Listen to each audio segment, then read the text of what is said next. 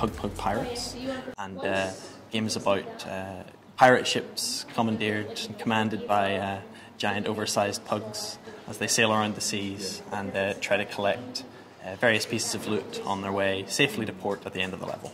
Our game's named Chambara. It's basically this multiplayer stealth deathmatch game. The main quirk is that there are only 2 colors used in the entire game, which allows players to camouflage themselves perfectly if they're lined up against a color that matches their character. Our game's called Curia, and it's for the Sony PlayStation Vita.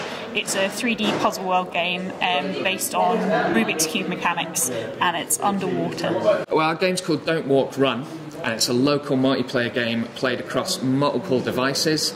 It's based on B-movies. We are focusing more on the social interactivity between different friendship groups and ease of use. Our game is called Bound. It's a game where you play a droplet of water that you interact with. You're kind of like a gust of wind that's pushing this droplet of water around the tree of life. The idea is to get from the top of the tree to the bottom of the tree to the roots to rejuvenate the tree by the end of the day. Soul Seeker is basically a tablet Android game. It's where players must kill villains by creating intricate freak accidents. It's a mix of Final Destination and Guess Who?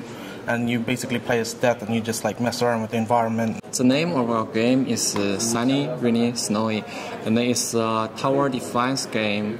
We defend the monsters by switching the screen. The name of our game is Debug. It's a touch-based puzzle platformer, but it's really about an infected handheld system, like a Game Boy, that's become infected with bugs. And what you're trying to do is get the bugs out of the system. The ability to change control schemes on an iPad as the main advantage, the main mechanic of our game. Our game is called Seek. It's an adventure puzzle game where you play as a child, and it's based around the childhood game of hide and seek. You need to go and try and find your friends before daytime comes around. The difference is each child that you go and collect sees the world in a different way. So the first child sees like we see the world, but the next one may see it through sound, through smell, through hearing, and using a combination of their kind of different ways of seeing, you need to find everybody. Yeah, well, the game's called Lappin'. It's set in a magical world where he plays Shortpaw, a wee rabbit mage. He has dual magic staffs going about shooting all the enemies that come towards you. So it's an endless runner for the iPad. So the name of our game is Sagittarius. It's a first-person on-rail shooter. So basically you're wearing an Oculus Rift and your character is on a chariot and he's running away from enemies. So basically you have to defend until you get to the end of the level and kill all the enemies. The game's called World Eater, and it's based around a 3D worm that swims around underground.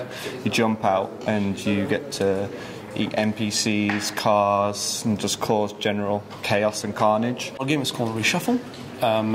It's kind of like it's a real-time strategy game / arcade game. It's kind of a mixture of Bomberman and chess.